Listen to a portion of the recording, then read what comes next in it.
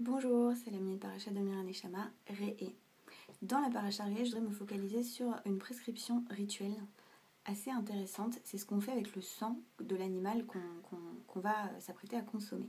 Vous savez que la viande cachère, donc la viande dont la consommation est permise, c'est pas seulement quel type d'animaux on a le droit de manger, c'est pas seulement la manière dont ils ont été tués, c'est également qu'on peut pas manger la chair avec le sang, donc on doit vider l'animal de son sang avant de le consommer.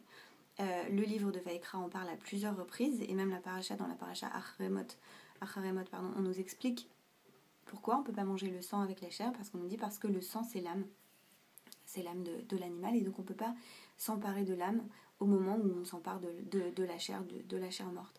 Et ici, on nous dit quelque chose de supplémentaire dans cette paracha, au moment où justement la paracha nous explique qu'une fois qu'on arrivera dans la terre d'Israël, on pourra, si tel est notre désir, manger de la viande. D'ailleurs, si vous êtes intéressé, si ce sujet vous intéresse, je vous invite à regarder le commentaire cette semaine.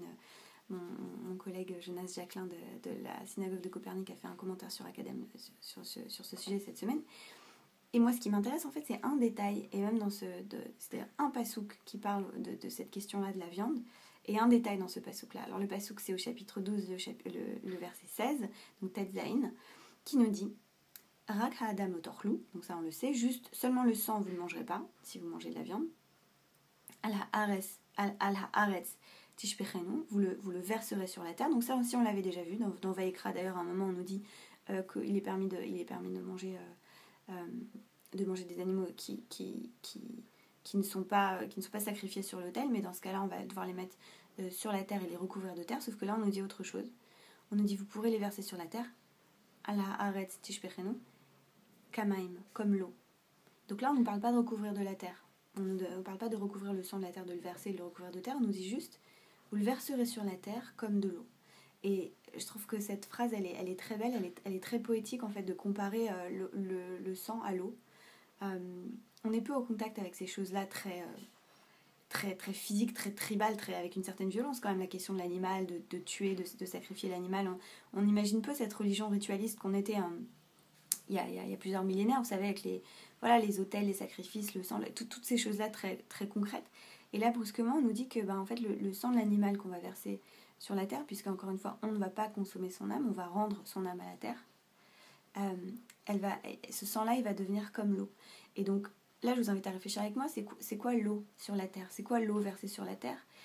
Si on met ça dans le contexte surtout de Eretz Israël, donc une terre qui a soif, une terre qui est vraiment composée souvent de désert. Vous savez que pendant Sukkot, on prie pour la pluie.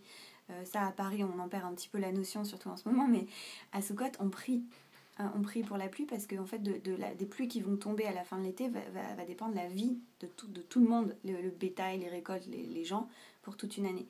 Donc l'eau, c'est la plus grande bénédiction, c'est la plus grande richesse en fait. Donc l'eau sur la terre, c'est une vraie bénédiction, c'est la vie en fait. Et donc là, on rend le sang à la terre, et en rendant le sang à la terre, c'est comme si on redonnait la vie à la terre.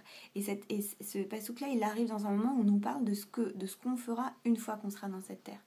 Et je pense que l'invitation là, c'est vraiment de se dire, voilà, vous arrivez sur ce sol-là, il est sacré. Et ce que ça veut dire que ce sol-là, il est sacré, c'est que les choses dont vous vous servez, les choses que vous consommez, les choses qu'on utilise, il faut rendre leur vie, leur âme, elle ne nous appartient pas. On ne peut pas se saisir de toutes les choses. Et donc l'invitation, encore une fois, je parlais de viande cette semaine, et je reviens sur le sujet de la viande, c'est quand on consomme quelque chose de vivant, nefesh chaya, quand on consomme quelque chose de vivant, il ne faut pas croire qu'on peut disposer comme ça des choses, des êtres, même des animaux. Il y a quelque chose qu'on doit rendre qui ne nous appartient pas, qu'on rend à la terre, qu'on rend à Hachem. Et donc l'invitation, c'est d'avoir une consommation éthique de tout ce qu'on fait, et de traiter les animaux et la terre avec respect, vraiment.